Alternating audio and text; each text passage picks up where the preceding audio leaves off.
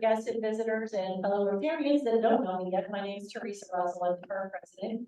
And I'd like to welcome you to the 6th meeting of the 49th year of the Delaware-Worthington Rotary Club. And today's invocation is by Wynn. I didn't see Wynn either. Do we have volunteers stand in for invocation and pledge?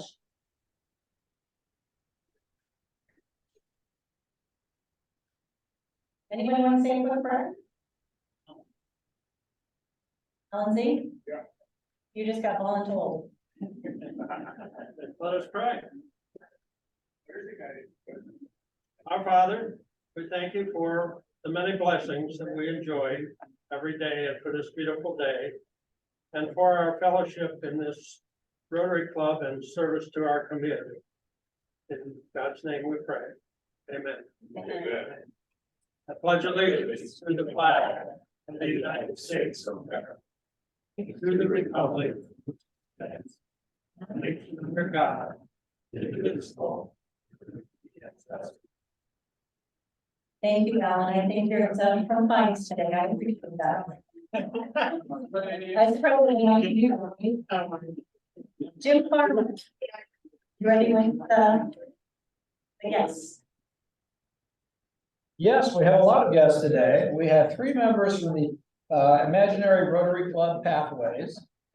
Steve Miller, Marilyn. Hold on. Steve Miller, please stand and, or just wave. Ready? Okay. Let me get this right. Penny Proctor. And Ken Robinson. Thank you very much. And we also had 2 additional guests. Marianne Motley's here. She has an unfortunate relationship.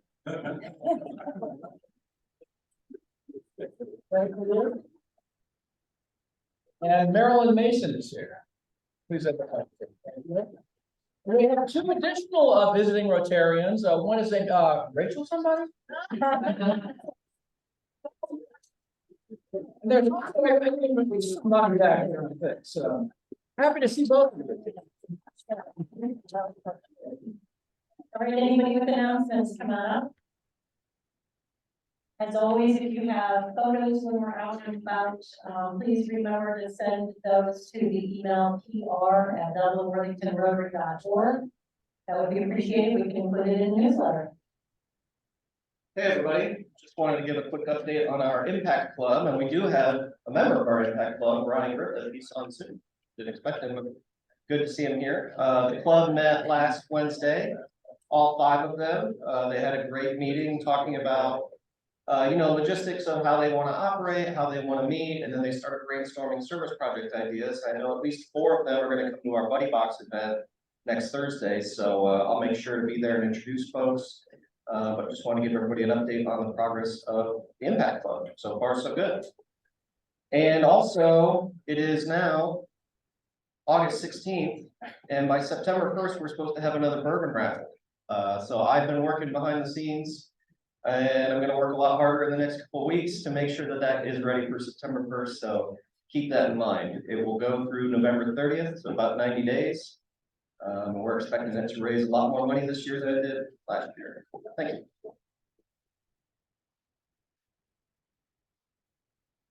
Thank you. Just want to announce, Community Service Committee will be meeting this coming Monday, the 21st at 6:30 at Courtney Chapman's home. We also will be doing it on Zoom. Courtney will take the owl with him when we leave today, and you'll be able to participate by Zoom as well. If you're interested in participating by Zoom, email me or call me, and we'll add you to the invitation list and we'll give you the Zoom link. Thank you. Don't you have some other event you're gonna tell us about? Oh, like tomorrow, which is signed up. No, your other event. August 30. 30th. Oh, yes. Yeah, we'll be having a rah-rah at Village Sherlock Condo Complex. Mary and I are hosting that, which means we open the doors of Clubhouse and let the club do its thing. And please don't take the curtains and the furniture with you, but other than that, have a good time.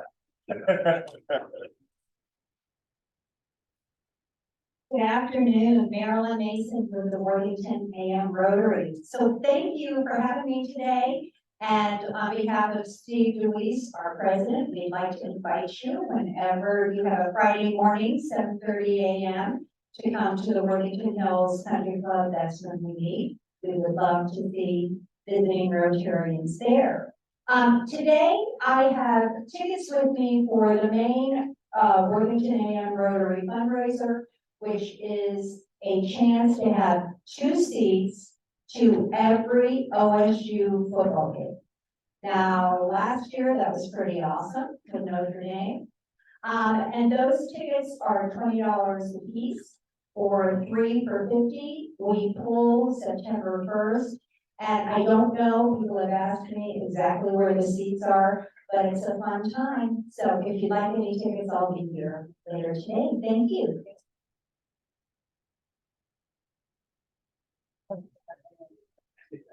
All right, any other announcements for the good of the club, anything?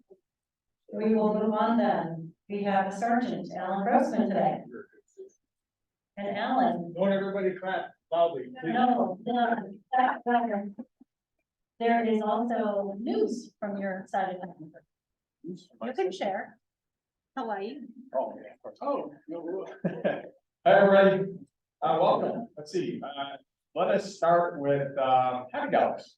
And I'll start with the first one that's not so happy, but it's a proud dollar. Wait, first our visiting Rotarian Rachel is gonna carry the hot one. This is the time of year where she likes to walk around and meet people, so I thought this would be a great opportunity for her. Maybe, I have that table back there. Okay. So, yeah. Why would you want to meet people? So I don't know, I'll let her share that with y'all when she meets you, but anyhow, I just, Heather took off from Dayton about 5 minutes ago with Melvin on their way to Maui, so my dollar today is a proud dollar for the 2 of them, heading to do good in that devastated part of the country. Thank you. Anybody else happy today?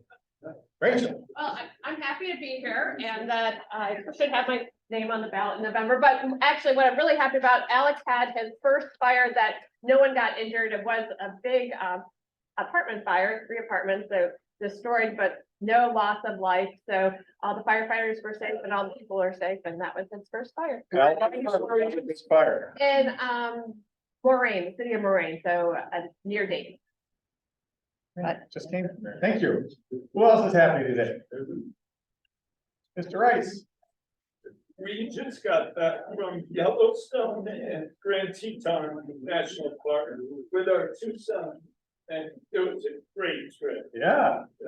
That might be, so last month it was the Finger Lakes. Yeah. And now, that might be $2, sir. I mean, just saying. Thank you. Who else is happy? I saw a hand go up. He's on sabbatical. Please allow him. Rich. About 3 weeks ago, my wife Ellen and I visited our son and daughter-in-law, son Matt and daughter-in-law Mary Ellen in Brooklyn to see our first grandchild. Nice. Son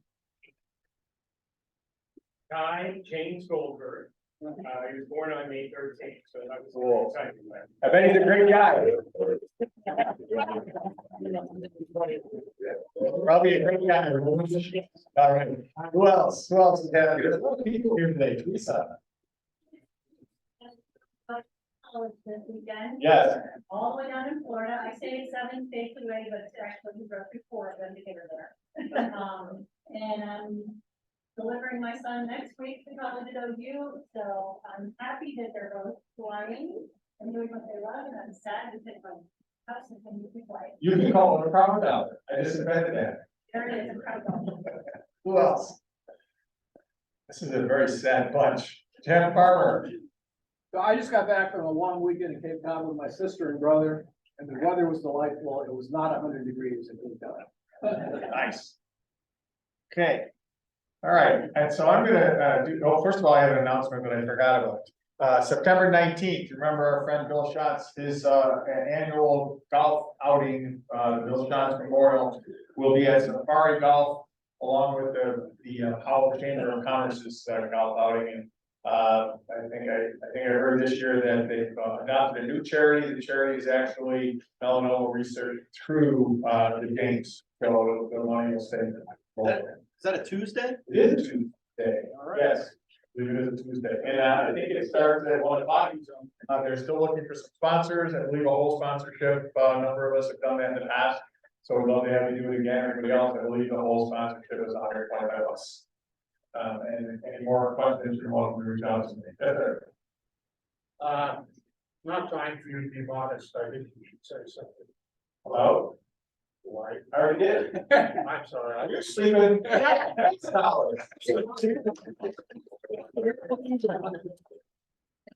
Benny, you know, I appreciate that. Even as we speak, it's probably about 10 minutes ago. So we've been out in Dayton since 7:45 this morning, getting them ready with their 2 friends. There's 20 dogs taking off today to meet the 19 dogs that are there. They're having a tough time. It's the surface temperature on the asphalt is 150 degrees there. So they're having trouble with the dog's paws. I went out last night and bought all the goodies I could at Pet Supplies Plus. And then somebody else went out and bought lunch today and gauze and bandages and all that sort of thing to try to help protect these dogs' feet. So right now Melvin is knocked out at Heather's feet and she was bumped to first class. So that's not bad either. I don't imagine it'll be the same from Chicago to San Francisco. San Francisco to Maui will probably be pretty good. So that said, we're gonna do something for the first time in the entire world, because I know so many people want to be sergeants. We're gonna have every table decide what the fine should be today. So we'll start with this one right here, quickly now, we don't have a lot of time. What should we fine everybody for? Okay, that's about each. Jim's table. Okay, first day of school. What about it? Well, it is the first day of school in Worthington. And? And if you have kids going to the school for the first day of school, you all buy. Okay, if you have kids going to school today for the first time, day of school, you should throw out a buck. Raise your hand, come on now. Rachel doesn't know who to go collect from. That's because there's nobody young here. I would. Right this minute. Yeah, I do. What a dummy. I got one. Oh, Steve. Oh, yeah.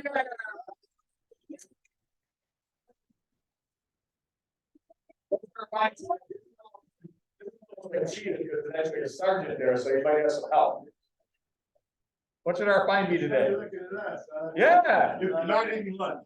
Yeah. Not eating lunch, good one, all right, so we're not eating lunch today. Raise your hand. And somebody here might come visit you, and suggest that she should be voted for. Connie Stable. All right, if you are not wearing this badge, and I'll add, or your pin, see, if you're not wearing your pin, even Rachel has a pin, it's hanging from her neck. Please raise your hand, Rachel would love to come grab a dollar from you. Very stable. If you don't have kids going to school.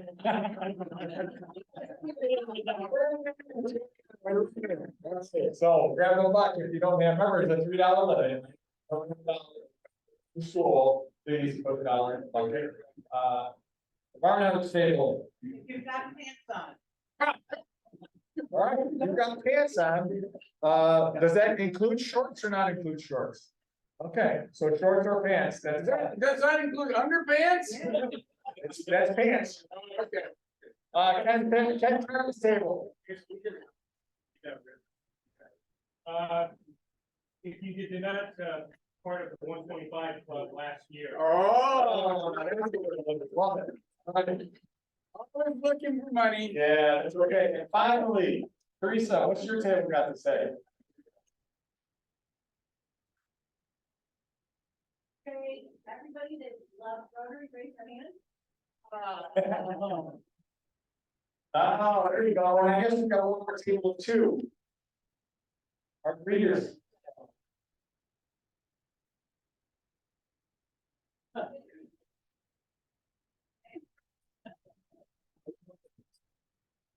Perfect, thank you very much, everybody. All right, I'll leave y'all with, did you hear about the red and blue ships that collided? The red and blue ships collided. It was terrible. The sailors were marooned. Better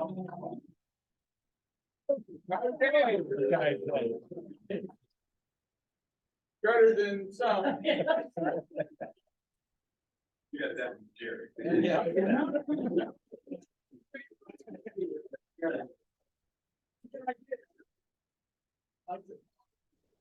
Teresa's back there eating, so I'll introduce the speaker. Thank you.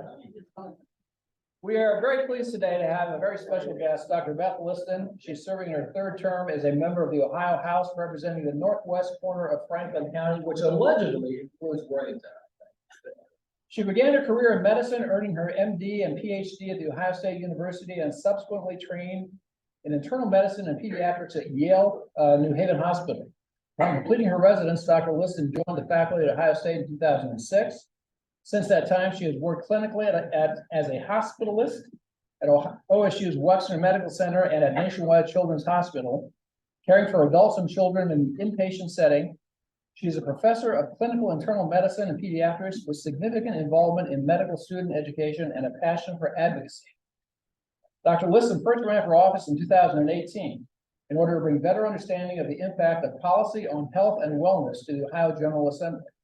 She serves as the ranking member on the House Health Committee and sits on the Joint Medicaid Oversight Committee, the Families, Aging and Human Services Committee, and the Ways and Means Committee.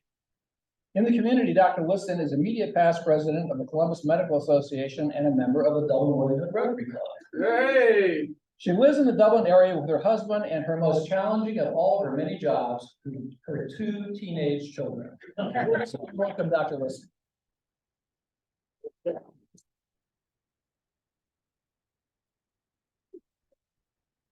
All right, I need to stand this way of that. It doesn't matter. It'll follow you. If I go in front of it, does it follow? It'll follow you. Okay, all right. It's all, I'll know it. It's pretty clear. Although I guess I have slides up there anyway, so they're not looking at me regardless. The educator in me feels weird behind a table in a small group facilitation. So I tend to move around a little bit. Thank you guys. Thanks for inviting me. I know I'm not at a ton of meetings. Life is always full, but I appreciate the opportunity to speak with people and all of the work that you guys do in the community. I had a chance to, thank you. So I put myself in the exact wrong spot. I had a chance to speak with the Worthington AM Rotary recently. That's lovely, and Marilyn will get some duplication of what I'm saying. But I'm pretty like this is a huge turnout, and Worthington is a big group right now. It's really exciting. I should also update my bio. It's a little old. I'm slightly different committees this year, and actually the district's changed, so I'm a little bit more religion focused than I used to be. I don't really have Dublin as much anymore as northern Columbus, Bentonville, and Worthington. And I would say this is my third term. And the first 6 months of any 2-year term, a lot of the focus is on the budget. So I have a couple of slides today just to jog my memory on some of the major provisions in the state budget, so that people have be sort of updated on what we're focusing on in the General Assembly. And then I'd be happy to answer questions. The committee that I'm on this year, not mentioned because it wasn't last General Assembly, but that's relevant, is that there's a ranking member, which means minority party head member on the Health and Human Services Finance Committee, and the Finance Committee does the budget. So while I'm giving more broad overviews, I'm also happy to answer more questions specifically about the Health and Human Services component of the budget. All right. So we're going to talk about the state budget. I'll do a little bit of legislative issues, but really we're in that phase right after the budget before a lot of other things are happening. So not a ton is going on while we're on break in the actual General Assembly. And I have a couple slides that they're a little hard to read, that I'd like to make sure we know what we're talking about when we talk about the budget. And Ohio, its budget for every 2 years is the operating budget. Overall, is about $80 billion a year, $160 billion for the 2 years. And the money comes in and goes out. And so I have a little bit of a money in, money out sort of overview.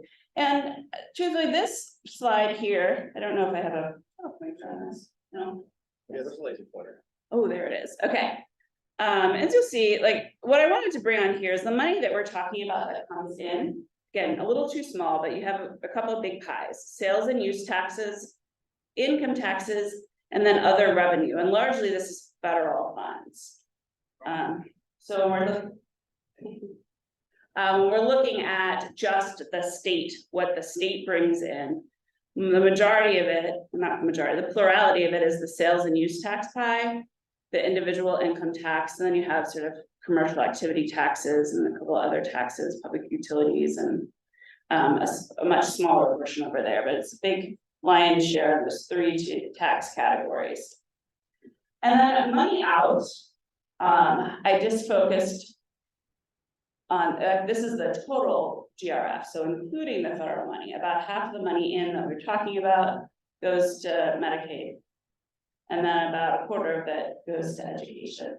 And if you take out the federal money, education and Medicaid / health and human services about equal, and 2/3 of it. And then the rest is the sort of a smattering of other health and human services, justice, public protection, so our court system and prisons, and that comes from there, and then the running of the general government.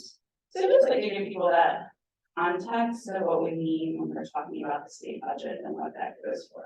Education, health and human services, running the government, including courts and criminal justice, that stuff.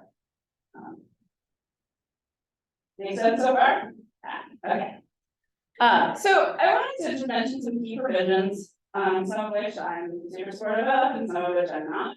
But the budget is a huge policy bill, right? It's somewhere as passed, about 8,000 pages. So there's a ton in it. And some of it is big stuff everyone's heard about, some of it's small stuff that, was one person's priority that they really advocated to get in there. And it might have nothing to do with spending, but it's a policy change. So the majority of the policy that's enacted over a 2-year term really is in this bill. So education, I put that first, even though it's not 100% my focus area, because it's usually something that most people in my district and really in our urban area really focus on.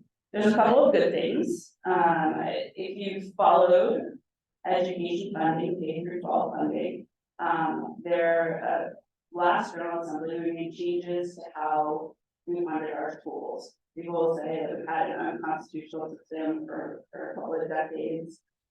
That wasn't equitable. So there was a couple of year process by which a bipartisan committee went around the state and gathered educators together to create what has been termed the fair school funding plan. So basically to look at all of the actual costs, like what does a teacher cost? How many teachers in this subject should there be per student? What about transportation? What about administrative services, what about buildings, what are the actual costs, and then adjust it for some of the things that we know increase costs, whether it's the especially the percentage of kids with special needs that are in that area, the number of gifted kids, the number of individuals that have additional need, more socioeconomic support.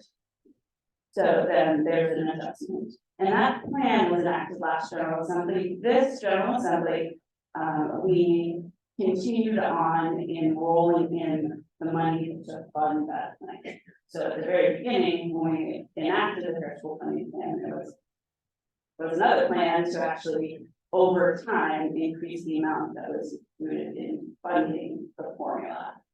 And so that was continued, and in fact, one of the things that I think is a big deal was that those costs were adjusted for 2022 prices, as opposed to using what was previously. So exactly the costs have changed a lot in the last number of years. And so there's a significant increase in investment in K-12 education using this fair school funding plan in public schools. Yeah. This side of the room Okay. is blocked. All right, I better go back here then. This is probably just best, huh? I apologize. So, that's on the public education side. If you follow education in Ohio, you know that there's a really big movement for education vouchers and school choice towards charter schools, private schools. And this was also expanded a lot in the budget. Previously, you needed to be under, I don't know what percentage was 150% of the federal poverty level to qualify for, or in districts that were failing, to qualify for a voucher to take from your district to go to another school tuition. And in the budget this year, that was increased to 450% of the federal poverty level. So an average family making $135,000 would be eligible to simply sign that that's their income. And then in perpetuity, up to 12 years, right? Because that's how long kids go to school, or 13. Take the funds that would otherwise go to their public district and apply it towards the charter private school of their choice. And then above 450%, they still want to be eligible for the scholarship, but at a lesser amount than they would otherwise have received. And so clearly that's, for those that are vehemently towards this concept of school choice, that was something that what they viewed as a positive. Certainly public schools are very concerned about the amount of funds that are going away from the public school system. We also created what's called the not the Department of Education, but instead renamed the Department of Education and Workforce. And the director of that is a new cabinet level position that assumes some of the roles of the state school board. So more centralizing some of the decision making within the state school, state education. And many have certainly concerns about the elected school board no longer having that influence, that is what was created in the budget and was previously a standalone bill if people follow education. One of the, I think, conversations over the last number of years about what's called the third grade guarantee, where kids in third grade, if they did not pass a reading test, because we guaranteed at that point they would, by the end of third grade, if they didn't pass that test, then they wouldn't be able to continue in schools. And this was changed to be voluntary. So parents have the option of either allowing or having the child continue forward or be retained in response to that test, which I think many people are really excited about. And I put on here higher ed, because obviously I'm talking a fair bit about K through 12. I'd say there's a lot that happened in higher ed. Some of it, I support, others I'm concerned about, but certainly we increased the Ohio College Opportunity Grant so that low-income students get more funding.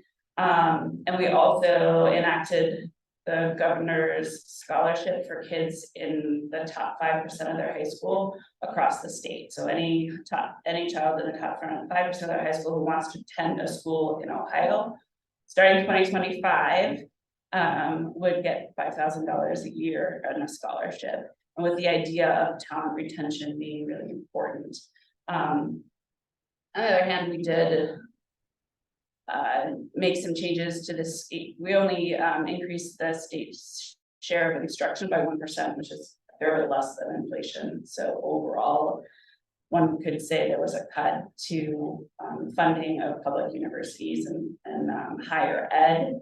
And then there were some changes in the budget that required 5 different universities to open specific institutes for, I remember exactly the wording, American constitutional principles, to I guess combat perceived liberal biases among universities. And that was, I think, a surprise to many universities that now they have different institutes that are being opened. Can we ask questions about the education thing? Yeah, sure. So absolutely. Where are you in terms of rolling out that funding for the fair? Yeah, so there's a plan outlined over, I think it's a course of about 6 years, and we've continued on the plan. But I will tell you, I don't know the specifics of the time frame. I'm sorry. Yeah, with the education choice, it seems to me what we're doing is digging bigger holes for struggling schools. And for instance, Columbus itself, that those schools are, you're being kind of punishing them for their lower performance by taking kids out for education authority and then charging that back to them in terms of their own school funding. Yeah, so the question was, or the comment, was, it seems like the school choice, has, you know, maybe digging a deeper hole for schools that are already struggling because there's funding that's being removed for this. And I agree, I think that's the major concern. And certainly this is not a component of the budget that I supported. I will state that we did actually increase the overall investment in public education as well. So hopefully, you know, that investment, if we make all schools great, whether private or public, then that's a good thing. But I certainly have concerns about pulling from the public schools. And quite frankly, even those that are very vehemently pro the school choice issue, I think are starting to see, wait, there aren't actually even schools in the area that are where kids, you know, certainly in more rural areas, there are not other choices, even if you were to fund it. And there are many who might say, you know what this is doing is giving more wealthy families that are already paying tuition. Now they're not paying tuition, they're getting the scholarships, which is maybe not the most efficient way to improve education. So definitely concerns about taking money from the public schools, but again, if we can, you know, and not something I voted for or would support, but there is the silver lining of having done additional investments even within the public schools, and that's sort of the balance within this component of the budget. So yeah, and you know, I think my Democratic caucus really pushed for moving the school funding plan forward. Much of the Republican caucus pushed for the school choice, and this is how it ended up.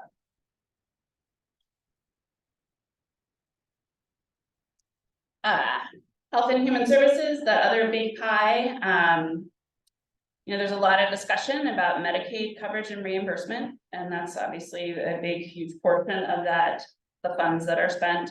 I think the biggest issue that came to discussion and that people were feeling was that even if services might be covered, they weren't being reimbursed at a rate that allowed anyone to actually get the services. And that was seen a lot with home health care, within home health care aides, with getting, you know, you might qualify to come and help support you after surgery, or you know, there might be an individual that could stay in their home if they could get someone to be able to help come in and help with caretaking a couple times a week.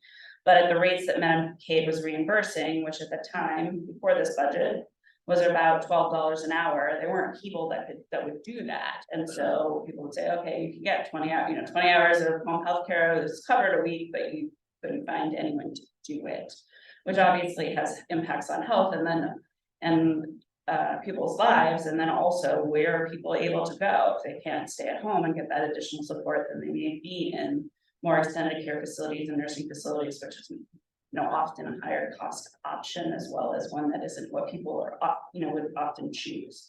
So the conversation was about ensuring that Medicaid would have reimbursements that allowed people to get those services, and both within the home health, and that was the biggest discussion for both aging communities as well as those with disabilities. Also other providers, whether it's dental care, general medical services. You know, most providers came out pretty strongly about not being able to provide the care at the rates that were set. So the Ohio General Assembly did provide additional funds to get those home health services up to a rate that would allow $17 an hour for this year and $18 an hour for next year. Now, overall, that all goes into one line item, and there's still obviously going to be issues with how much that happens and how much the Medicaid's able to do that. But I think the intent of the General Assembly and the governor and the agency is to be able to increase those rates. We looked at kids. There's a lot of places we looked at kids. Medicaid this year will offer continuous enrollment for ages 0 through 3. So if a child at birth is able to, qualifies for Medicaid, they don't have to like requalify every period of time, and there's just an assumption that they're covered for 3 years during that vulnerable period. So there's a lot of smaller policy changes within that, but I think the funding of Medicaid overall, and I can talk about the pluses and the minuses, but that I think is pretty good in terms of the investments. And I said aging, there's a lot of places where there was built-in funds to expand granting mechanisms to help with, innovative aging programs, allowing people to age in place, et cetera. And that I think was universally supported.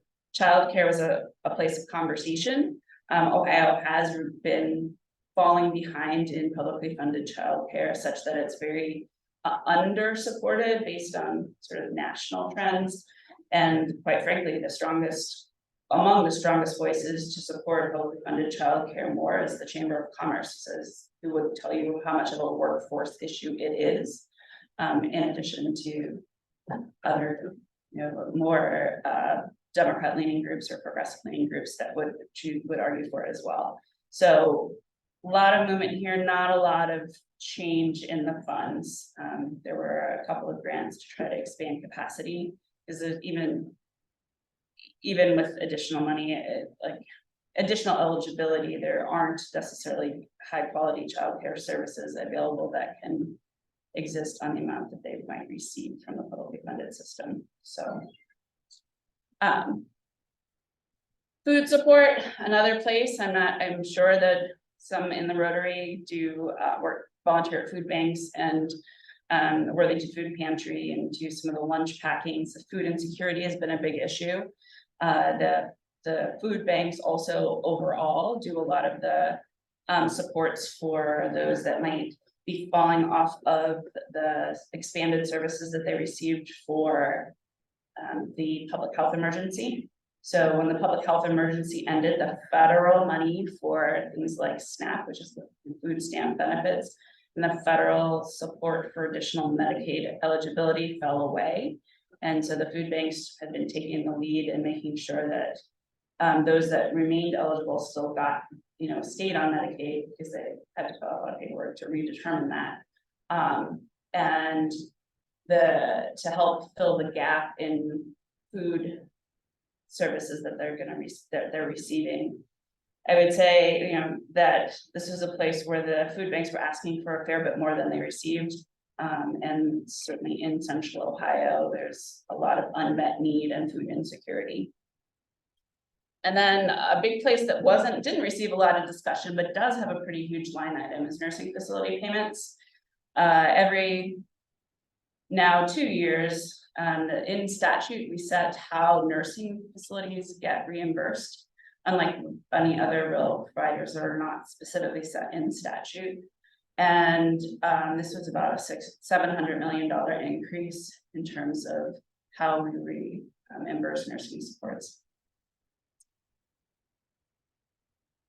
Other key provisions, I put them in here because they're large. There's a one-time strategic community investment fund. And so for those city councils and things, this is an opportunity for communities to maybe be more aggressive with projects for capital budget. This is $700 million that were sort of set aside to be able to fund more community projects. There's an All Ohio Future Fund that's economic development money available. It's in the $500 million range. Brownfield remediation, with the idea to try to make sure that there are shovel-ready projects, so areas that are semi-developed but need to be revitalized or revamped in order to be ready for a new business to come in and invest in. That's a $500 million program. We talked a lot about housing affordability, and that was a big discussion in terms of what could be done from a policy perspective. And what Ohio did was enact this low-income housing tax credit for about $200 million that mirrors the federal program and their eligibility. So I think most everyone is pleased about this program overall, and the discussion was more about how much was needed and if there were other places in as well. And then finally, a big sort of health, tax expenditure is that we changed the CAT tax, the commercial activity tax, which is the tax sort of in place of corporate income tax or state tax, sorry, corporate income tax, yeah. That was about $150 for any business making under $1 million. We changed that now to under $3 million. Sorry, $3 million it went away, and up to $6 million next General Assembly it went away, which is about $1 billion in decreased revenue.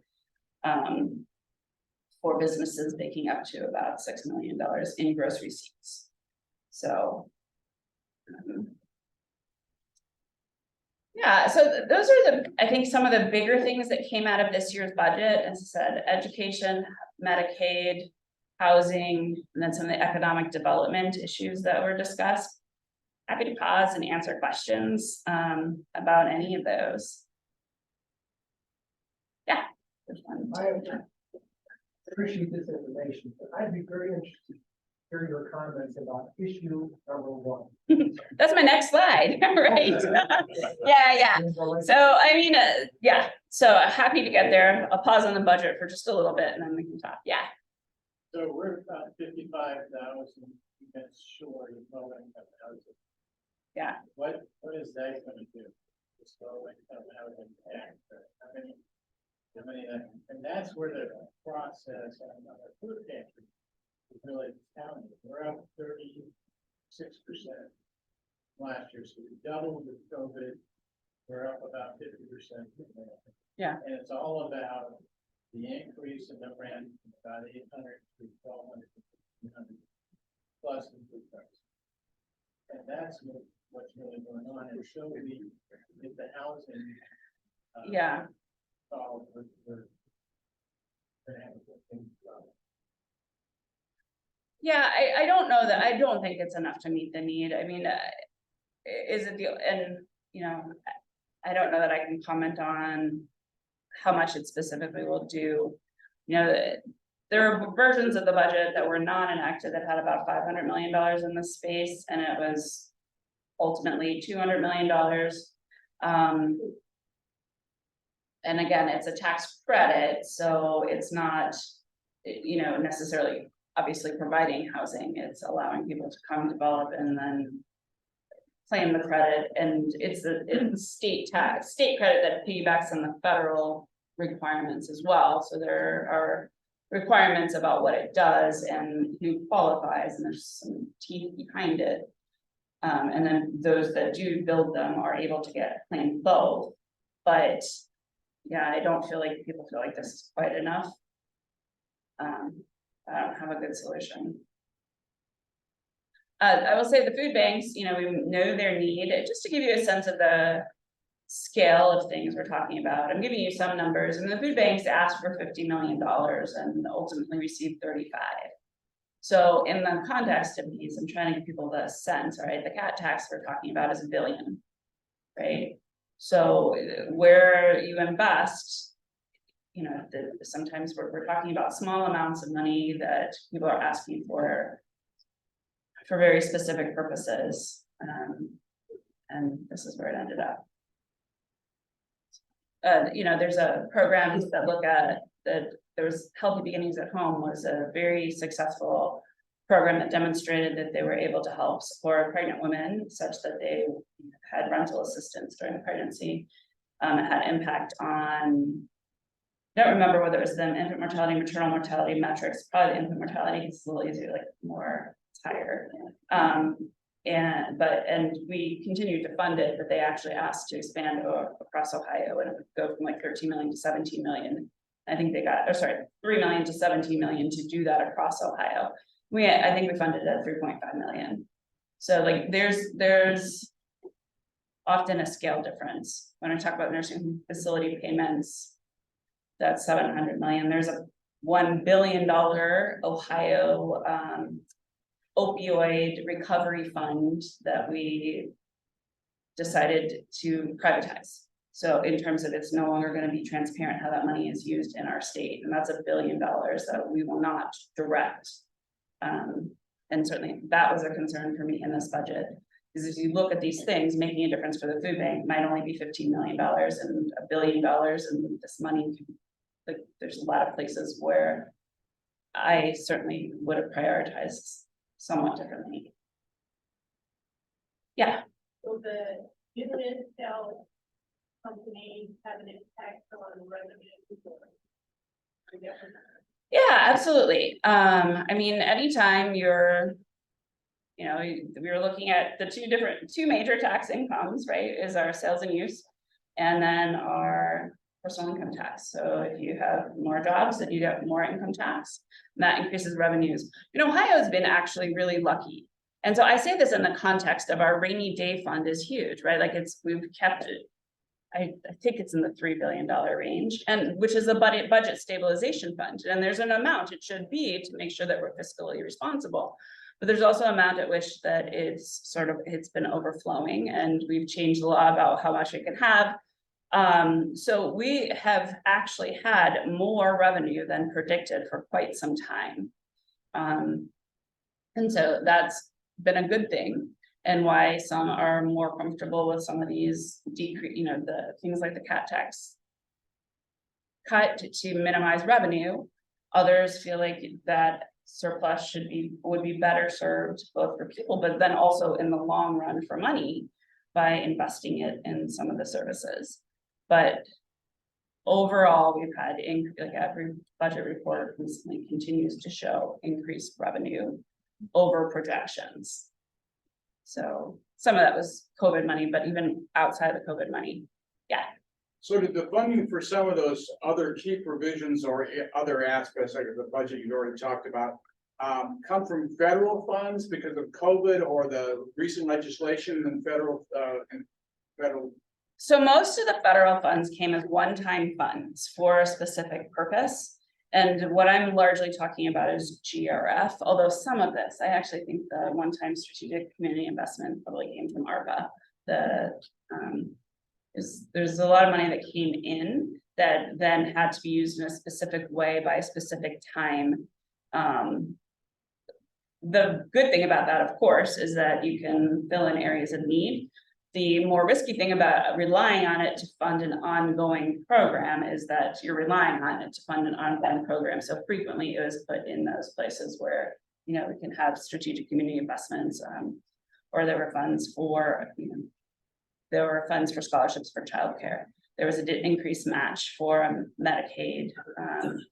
But that was money that had some direction, and there was definitely a fair bit of that at this time in this budget. But a lot of what I'm trying to talk about is that GRF, what we be in and out that's more consistent.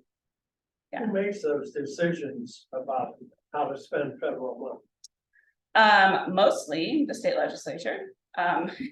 So, there's some that was directed to a specific, a certain amount would go to different cities and townships. But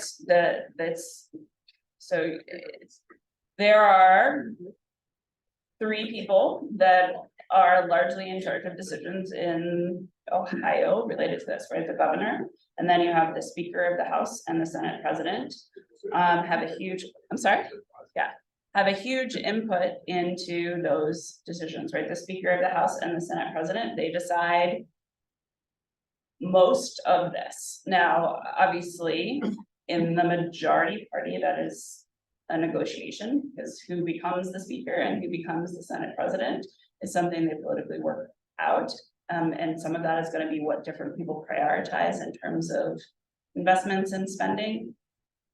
But it is, that money is allocated through bills and finance committees, through the Ohio legislature, with those individuals having the lion's share of the say.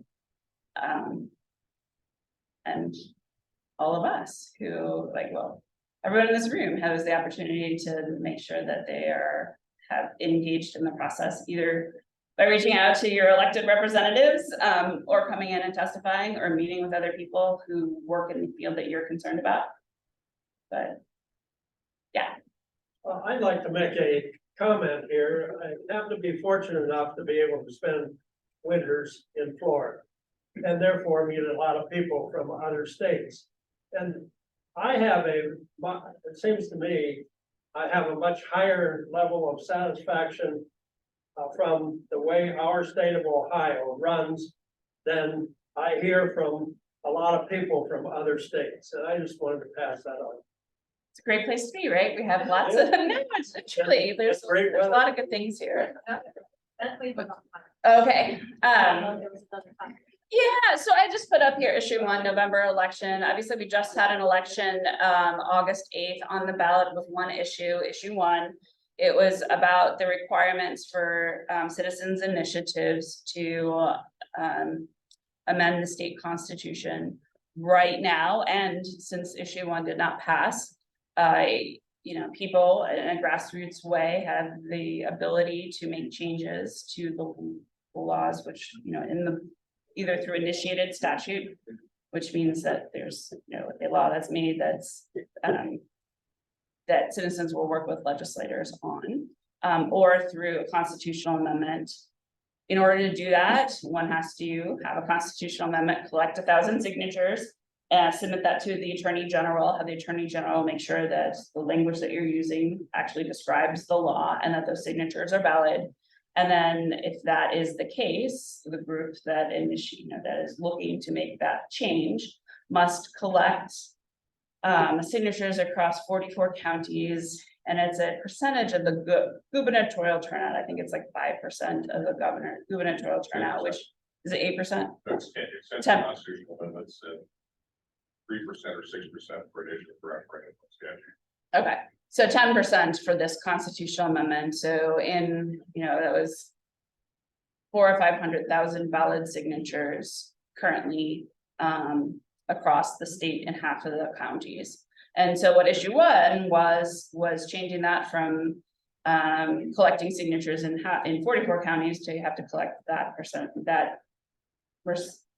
signatures across all 88 counties. And that in order for it then to pass, once it's on the ballot, which honestly is a pretty big hurdle, then 60% of the people would have to vote for it instead of 50%. And that was what everyone voted on August 8th. That change did not pass. It was about 57-43. People chose not to make those changes to the requirements. And so we have potentially 2 issues that will be on the ballot in November. One is the reproductive rights citizens initiative that says that every individual has the right to make their own reproductive health choices. And I didn't actually print it up here, but I'm happy to share it with people if people want to read it. It's relatively short. You're going to hear a ton about it. You're going to get lots of ads. You're going to see TV commercials. If you haven't already, I'm sure you have. Actually, as I say this, the point of contention. Well, I mean, obviously there's many points of contention, right? To say that people have the right to have that each individual has the right to make their own reproductive health decisions. And it has specifics, it's talking about abortion up to the point of viability, that's specifically within the amendment. Unless there's specific reasons that it's a danger to the woman's life, and birth control. The point of contention that you're going to see people discussing is the term each individual. And that's where you're going to see people talking about, well, if each individual, does that include minors?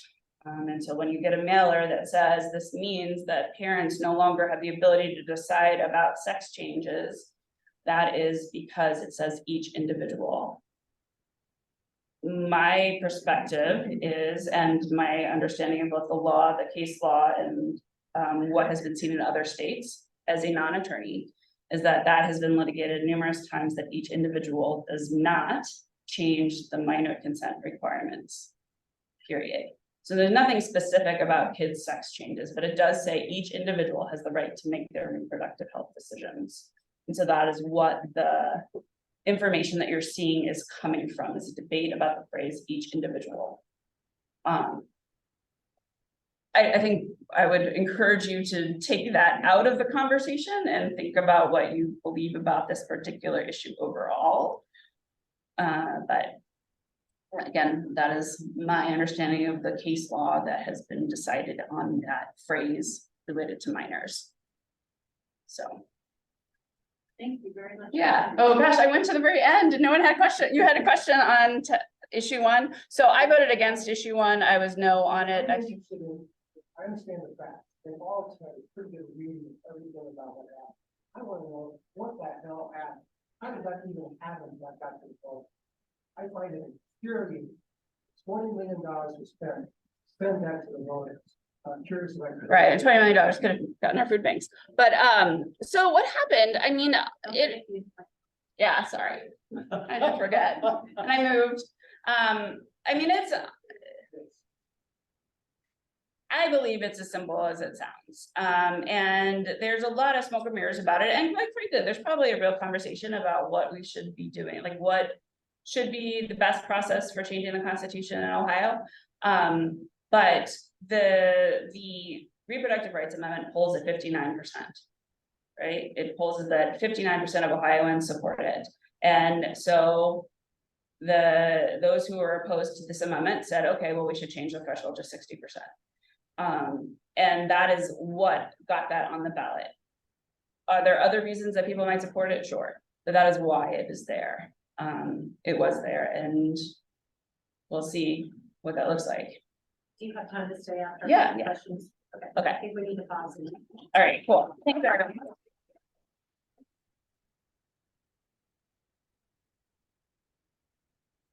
Thank you so much. That was helpful. And before we end, we have a raffle.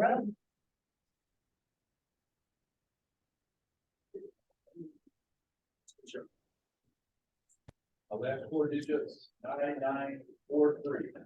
99, that was pretty good, $35.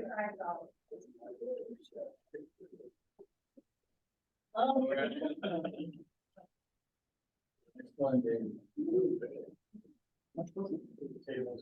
It's not Jim Miller? Wow. Or Jerry. $58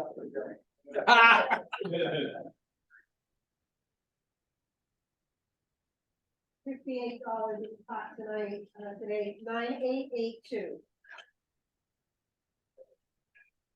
Thank you.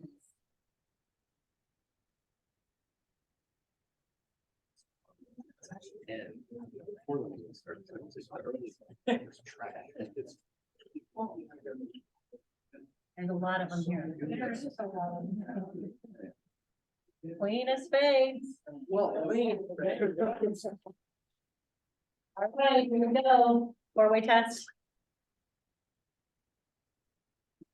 For the things we think, say, and do first. Second. Third.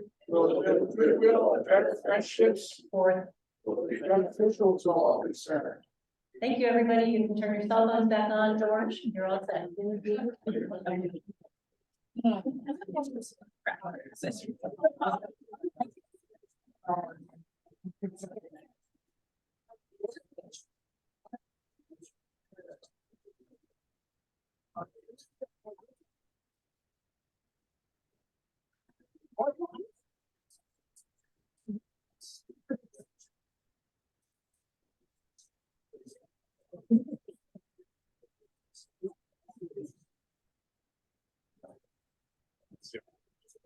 Yeah.